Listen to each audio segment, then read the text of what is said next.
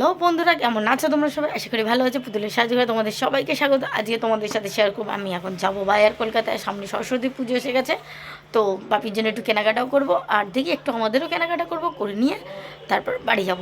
চলো তাহলে আজকের কেনাকাটা কেমন কী করছি। দোকান থেকেই যেহেতু যাচ্ছি ওই জন্য একটুখানি বলি সেজে গুজেই নিই। দোকানেই আমার মোটামুটি সাজাগোজা জিনিস পড়ে থাকে, যেহেতু দোকানের ওই পিসের উপর ভিডিও করার জন্য আর এখানে রাখতে একটু সাজাগোজা জিনিস এখানে। চলো তাহলে বেশি নেবো কেনাকাটা, চলি। আর দেখি বাঁদর কী বলছে।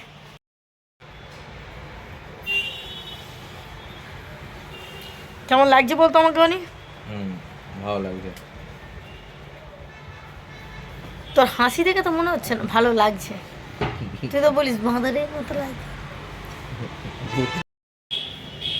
লিস্ট করে নে, বাজারের লিস্টটা করে নে, আমি চাটা আনি। চা খেয়ে যাবি? ঠিক আছে, চাটা নিয়ে আয় যা। চা খেয়ে যাবি? আরে হ্যাঁ, চা নিয়ে আয় বাবা, চা খাবো।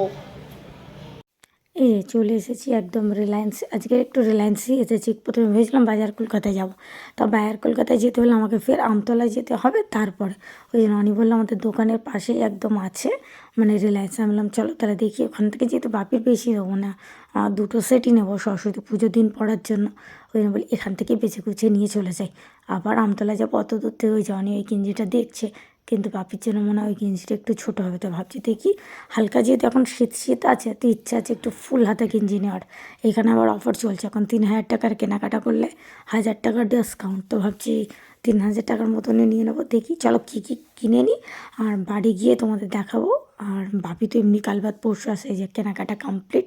এর আবার কাগজের ব্যাগে দিয়েছে, এই ব্যাগটার জন্য 10 টাকা চার্জও নিয়েছে। আর এই যে বিল ধরে দিয়েছি, যেহেতু গেটে বিল চেক করবে। চলো কেনাকাটা তো কমপ্লিট, এবার কেনাকাটা করতে গেলে তো একটু বিরিয়ানি খেতেই হবে। ভাবছি যাওয়ার সময় বিরিয়ানি কিনে নিয়ে বাড়ি চলে যাবো।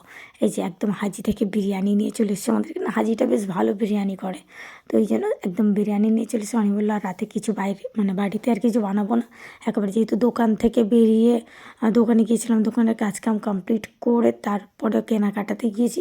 কেনাকাটা করতে করতে অনেকটা রাত হয়ে গেছে, করে আমি বিরিয়ানি নিয়ে চলে সেই যে বসে গেছে। একদম ধোঁয়া ওঠা বিরিয়ানি, আমি মাংসটা ছিঁড়তে পারছি না, এতটা পরিমাণে গরম। ওই যে হাতে যা গরম লাগছে তাই। চলো তাহলে আজকের ভিডিওটা এখানেই শেষ করছি। আমি এবার ডিনার করিনি, গরম গরম বিরিয়ানি বেশক্ষণ ফেলে রাখা যাবে না। আর যদি তোমাদের ভিডিওটা ভালো লাগে অবশ্যই লাইক করো, কমেন্ট করো। আর আমার চ্যানেলে যদি কেউ নতুন হয়ে থাকো তাহলে অবশ্যই চ্যানেলটা সাবস্ক্রাইব করে পাশে বেল আইকনটা করে দিও, তাহলে নতুন নতুন ভিডিও হলে তোমাদের কাছে সবার আগে চলে যাবে। চলো তাহলে টাটা।